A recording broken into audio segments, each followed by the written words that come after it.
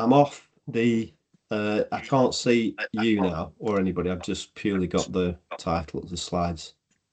Okay. Good evening, everybody. Welcome to this, which I think is the 10th seminar in the Cricket Research Network. Our speaker tonight is Chris Gunn, and his title is already on the screen. The normal protocol for this is that we have 20 minutes or so for presentation, and then 10 minutes or so for questions. I'll stop the recording after the presentations. If you don't want to be recorded, do turn your camera off. And we'll aim to finish at 7:30. Chris, over to you. Okay, thanks very much. Hello, everyone. And thanks for the invite tonight to come and speak. I've attended a few of these now, I think about 3 or 4. So hopefully I'll be able to keep to protocol. So my talk title, Organisational Governance, a Praxiography, which praxiography being a study of social practices.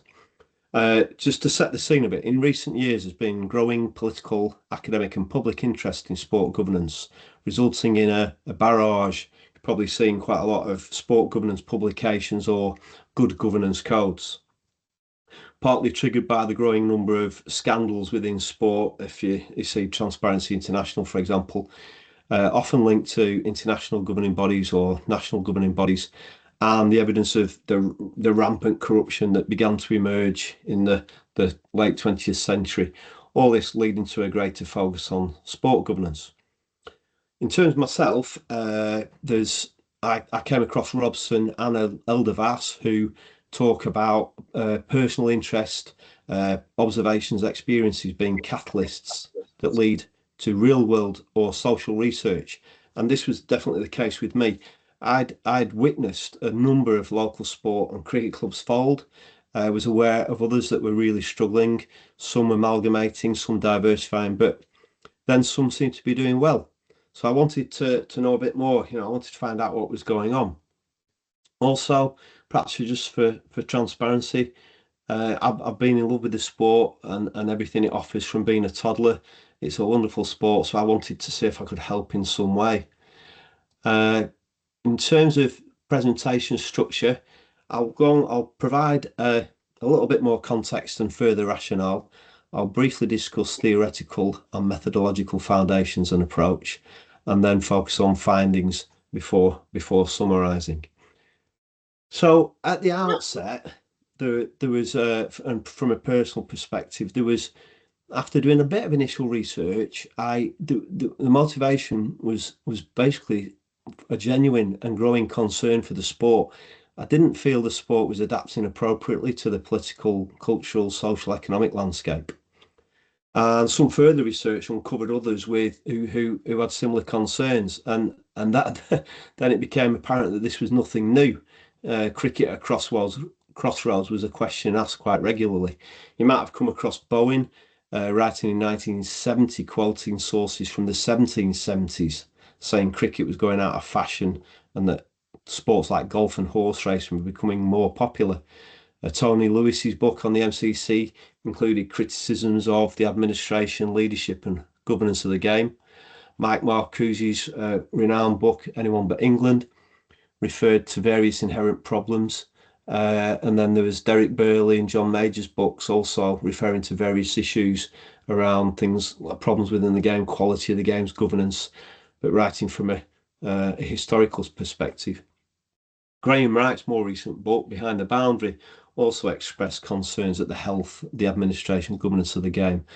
So I think while there are always some quite pessimistic forecasts, cricket can quite rightly be accused of being dilatory, unprofessional at times, insular, hardly proactive in recognising that it's operating within a very competitive, complex and changing environment.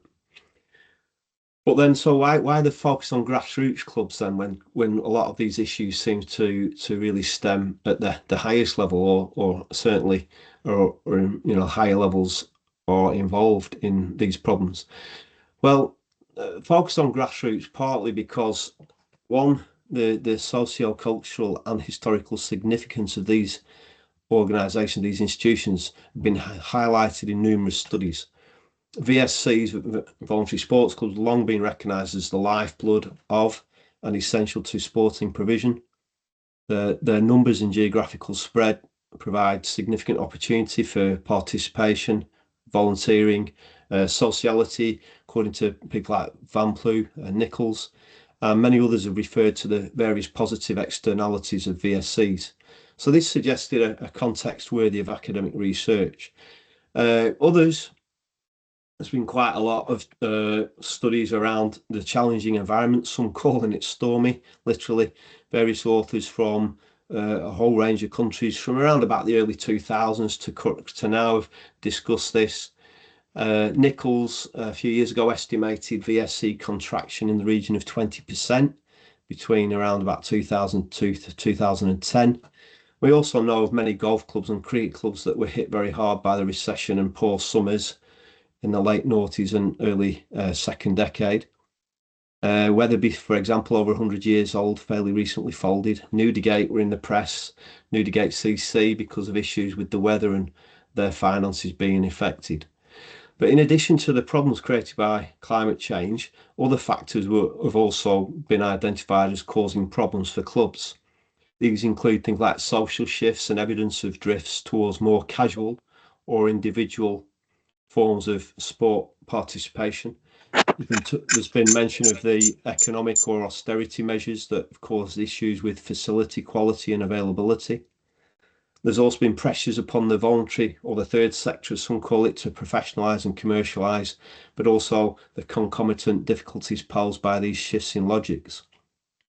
And then there's also been all, the legislation, insurance, compliance, audit requirements, and not to mention those that the additional admin from the governing bodies, whether that's the EC board or your county boards. Meisner and Meisner in 2017 said sport organisations are facing constantly changing funding regimes, increasing pressures to compete, and an increasingly globalised multifarious marketplace. So altogether, this sort of suggested to me that there's definite need for this research. But then looking into VSCs in more detail, there seemed an absence of governance-oriented research, especially at the local level. Dowling et al.'s scoping study in around 2018 revealed that there's much emphasis on the international governing bodies and national governing bodies, or sport mega events governance, but there was little research that's focused specifically on grassroots sports club governance. There was some in New Zealand, Hill, Kerr, Kobayashi, around policy governance and shifts in logics. And while various studies in Canada, US, Australia, Europe have mentioned aspects of governance, or they might allude to the significance of it, they tend to have focused on things around volunteering or logics or structural issues or dynamics. So I thought there was very much a need to focus on grassroots governance, voluntary sports clubs. I'm just going to throw this up. I've used this before in other talks, and I just thought I'd just let you have a quick look at it. So while VSCs may be regarded as the lifeblood of sport provision, there have been many criticisms levelled at sport clubs or cricket clubs themselves. Often we hear terms bandied around about cliquey, insular, paternalist, prejudicial. You might have seen some of these levelled at clubs that you might be aware of. But my hope is that these comments are no longer as prevalent. But all of them are suggestive or indicative of issues that can be associated with how a club is governed and how it operates. So this led to a research aim.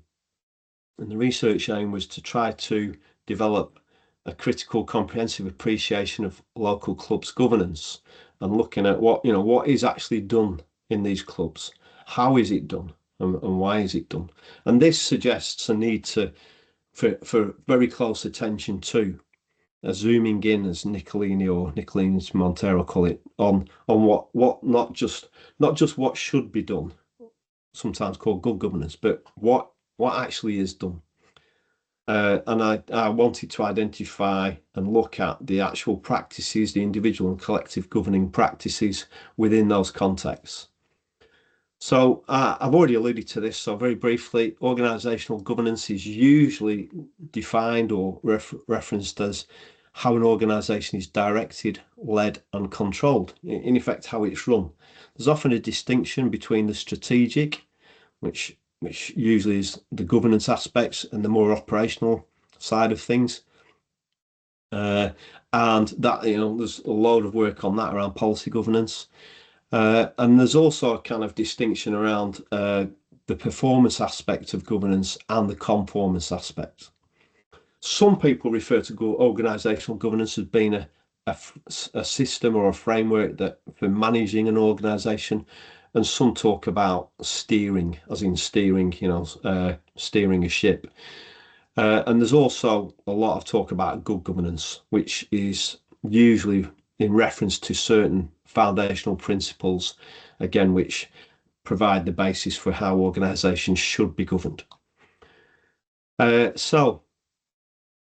Again, you'll come across publications that talk about the benefits of good governance, why it's important, and at club level, it's argued that good governance can help in all these aspects.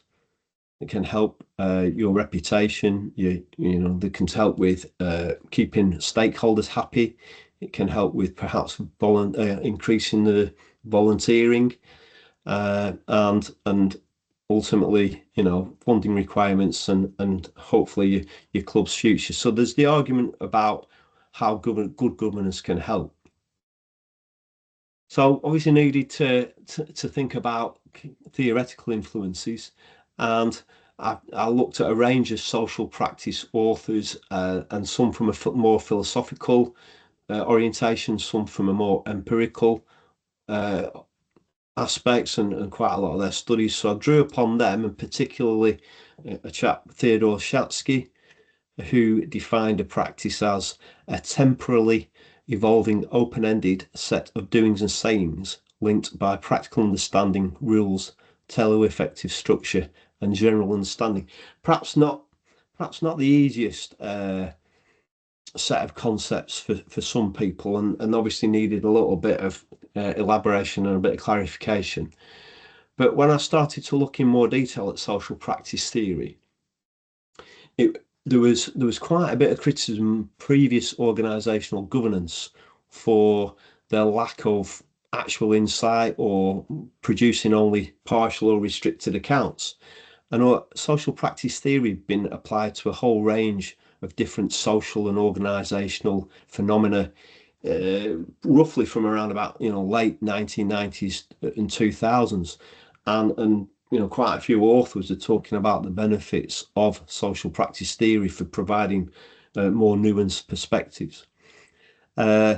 And then LeBlanc and Schwartz talked about most research and organisational governance had failed to open the black box of board processes, and that was later also observed by Walters and Taken. So it's argued that social practice theory can accommodate structural and agentic components within these localised contexts, which was perfect for my research because I wanted to take into account both those sides, but also wanted to really home in on what was happening within these organisations. Wanted to try and produce data and research that was going to have not just a theoretical, but also a practical outcome. So it'd been argued that social practice theories had been beneficial in a number of different settings and contexts, and it hadn't really been applied to governance in a non-profit context. In different organisational contexts, but not a lot around the non-profit. So again, there's a little bit of innovation there. Coming back to the key concepts, a lot of authors and Shatsky and others talk about a distinction between practice as performance. So that is what people say and do, what actually happens in the process of governing activities. But then there's a reference to practice as entity, and these are the normative components of a practice, and these elements frame or guide or help organize those activities. And these, as we saw from Shatsky's definition, include things like practical understanding. So these are knowing how to chair a meeting or knowing how to take minutes within perhaps a governance context. There's also mention of rules, and these might be explicit or implicit. These are norms or oughts as to how governance activities should be carried out. The teleoaffective structure relates to ends, but it also relates to things around motivations and purposes. So this is around what, within practice, what is it that they try to achieve? What is it that's what is accepted levels of kind of emotions and feelings that tend to arise within those practices? And the general understandings are, even though Shatsky's a bit vague on this, other authors have regarded these as the broader concepts. So these might be ideals around democracy or ideas around transparency. And then finally, the other concept that was quite helpful was organisations are sometimes referred to as sites of bundles of practices. These are collections of identifiable practices based on co-location or codependence or coexistence. So that was the theoretical sort of starting point, and then combined aspects of that with a methodology that was based upon critical realism and a qualitative multiple case study.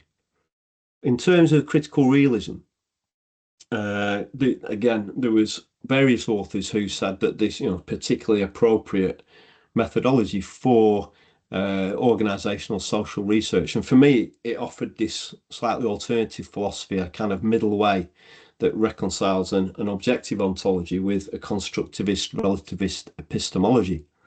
Byers talked about this in 2021 and talked about how it could be relevant for sport governance. And Roy Basco's work was a key influence, not always the most accessible author, quite tricky, as is Bourdieu sometimes, to have a read on this stuff. But Basco talks about existence of an independent reality, something separate of humans and their cognitions.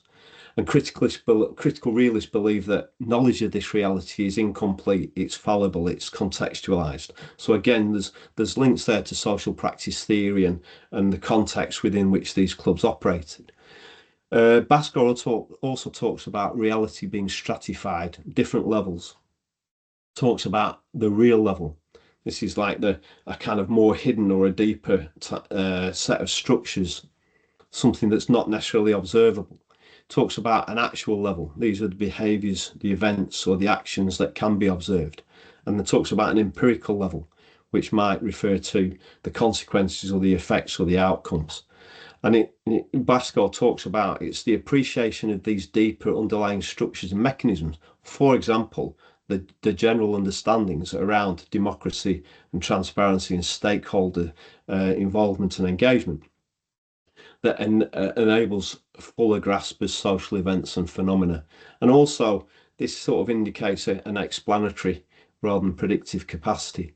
This was I linked Archer's model of social action alongside this to provide a kind of a visual demonstration of how previous practices, for example, the practices as entity, could be structural as part of structural conditioning combined with the intervention of agents and other factors could lead to either stasis or, as in reproduction, or transformation and change. And one of the key things I wanted to look at was try to identify was what changes had clubs gone through, what had they started to do differently, and that's also what I thought could be learnt and really valuable for practitioners.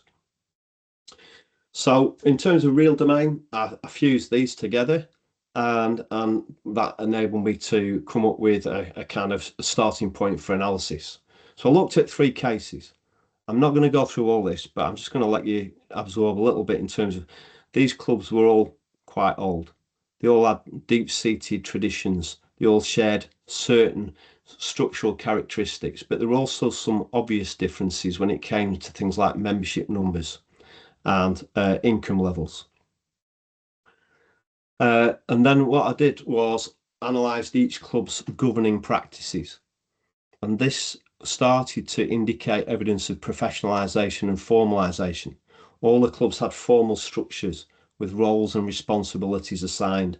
They had regular meetings of the governing group. They had subcommittees. Members of these groups were democratically elected, and there were built-in checks and balances with evidence of conformance with constitutions and rules and norms. So this started to indicate examples of good governance, even though they weren't necessarily following the code as such. They were certainly seemed to have their heads around how organisations should be governed according to established practices that have been advocated by governing bodies.